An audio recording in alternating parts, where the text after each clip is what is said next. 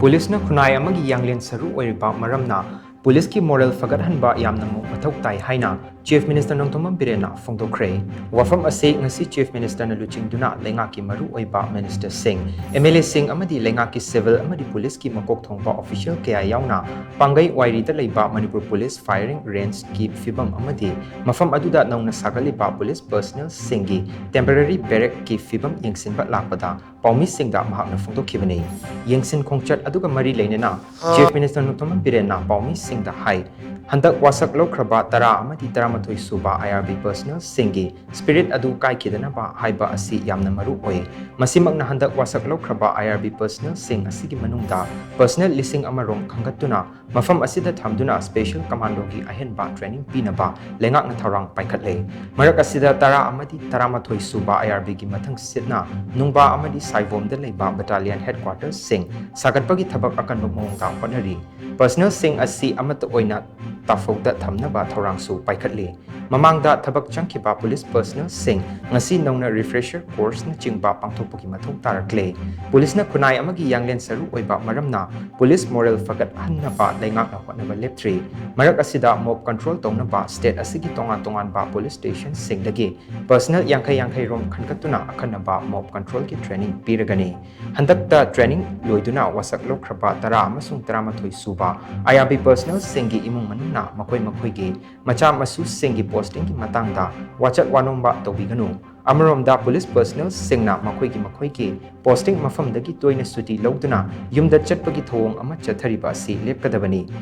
Hiramasigi matangda Chief Secretary amadi DGP na kupna yingsinba mathou tai haina mahakna makha takhi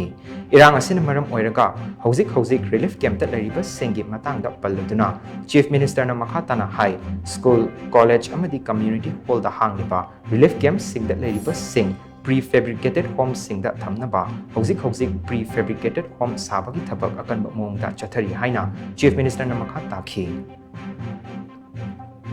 Laiba 1946 to Gimanunda 1000 Mukti special commandos the Hahum Marigumba training Panganas the Pida Laga Madu special team when any eventuality the Mikto Guiana 1000 Gumba Kanto Gatamani IRB the personnel singi parents in the Aina Apilam Katoni transfer posting gise Masigamna, I could get honorable MLA Sanga Gazalaga, Hiraga, a taste of Tambiu, Tabako, Mother Tambiu, Aduki, Tobu, Tobusima Masima, Yaraga is a Himangatradi Tonga. Mangang this Pajana Masamu pet playing it of Manapsida, State Kinesangi Karasap Toxino, Moina posting Taba, Gomena Piracom from the Sachasano, Aduga, I could get Hanigi labor police personnel, Masi DG homes cannot assault. ये उसको model है ना transfer मोगी yum चटपगी अम habit अम लेरि से immediately chief secretary के नोय DG के फमगा review तो मी तरा पोस्टिंग लेबदा मी मंगा सुधी सखिबा तंखाई चन बियम तौरेबा मसे इमीडिएटली स्टॉप तो मरम दे कोई मैन पावर की शॉर्टेज लई अदुना डिसिप्लिन याम थिन काइधर एबा कोइदा अदुना अदुदमा इमीडिएटली ngasi हरे नोय हल्लगा चीफ सेक्रेटरी ने डीजी ने नोय रिव्यू तोरगा मदो ऑर्डर थो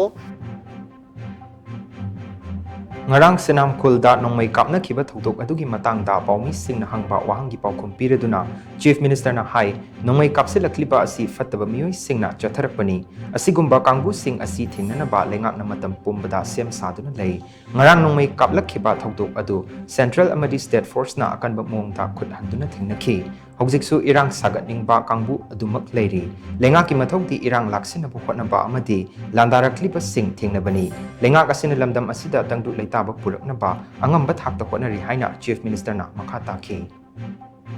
thonari se lanne akoina kapu bulata ko mena kapu bulata bai lan fatu missing attack to sidi jaga da ke tor ko ya tawro ena koi full guarantee lete Madugi Togdana Bidamkan Aquina Zik